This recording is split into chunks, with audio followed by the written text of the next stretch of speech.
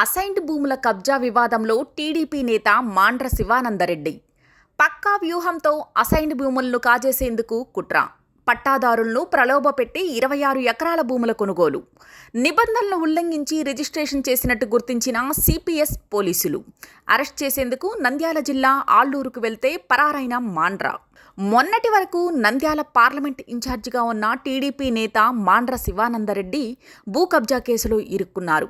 ఉమ్మడి ఆంధ్రప్రదేశ్లో సిఐడిలో cyber crime ఎస్పీగా పనిచేస్తూ వాలంటరీ రిటైర్మెంట్ తీసుకున్నారు. 2019లో టీడీపీ నుంచి నంద్యాల ఎంపీ అభ్యర్థిగా పోటీ చేసి ఓడిపోయారు. మొన్నటి వరకు కూడా నంద్యాల పార్లమెంట్ ఇన్ఛార్జిగా కొనసాగారు. ఆయన హైదరాబాద్ బుద్వేల్లోని అసైన్డ్ భూములు కాజేసినట్టు సిసిఎస్ పోలీసులు దర్యాప్తులో తేలింది. హైదరాబాద్ శివారులో బుద్వేల్లో అసైన్డ్ భూములు కాజేయడానికి మాండ్ర శివానందరెడ్డి కుట్ర చేసినట్లు సెంట్రల్ క్రైమ్ స్టేషన్ పోలీసులు గుర్తించారు. దీంతో ఆయనపై ఈ నెల 2న కేసు నమోదు చేసి నంద్యాల జిల్లా అల్లూరు గ్రామంలో ఉన్న మాండ్రను అరెస్ట్ చేసేందుకు వెళ్లగా తప్పించుకుని పారిపోయారు. ఉమ్మడి ఆంధ్రప్రదేశ్ ప్రభుత్వంలో బుద్వేల్ దగ్గర కొంతమంది ఎస్సీ కమ్యూనిటీకి అసైన్ ల్యాండులను పంపిణీ చేసి పాస్ పుస్తకాలను కూడా జారీ చేశారు. వాటిని దక్కించుకునేందుకు మాండ్ర శివానందరెడ్డి తనకు తెలిసిన రియల్ ఎస్టేట్ వ్యాపారులు టీజే ప్రకాష్, కోనేరు గాంధీ, ఎస్ దశరథ రామారావును రంగంలోకి నడిపారు.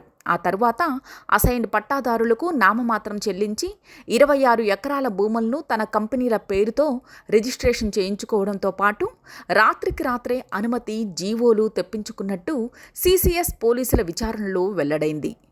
ఒక మెమో ద్వారా అసైన్డ్ భూముల స్వభావాన్ని ఆయన మార్చారని తేలింది. దీంతో సిసిఎస్ అధికారులు మాండ్ర శివానందరెడ్డిని అరెస్ట్ చేసేందుకు నంద్యాల జిల్లా అల్లూరు వెళ్తే పోలీసులు కళ్లుగప్పి పరారయ్యారు. మొత్తం మీద అసైన్డ్ భూములు కాజేసిన ఆయన తీరుపై అటు టీడీపీ నేతల్లోనూ స్థానిక ప్రజల్లోనూ తీవ్ర చర్చనీయాంశమైంది.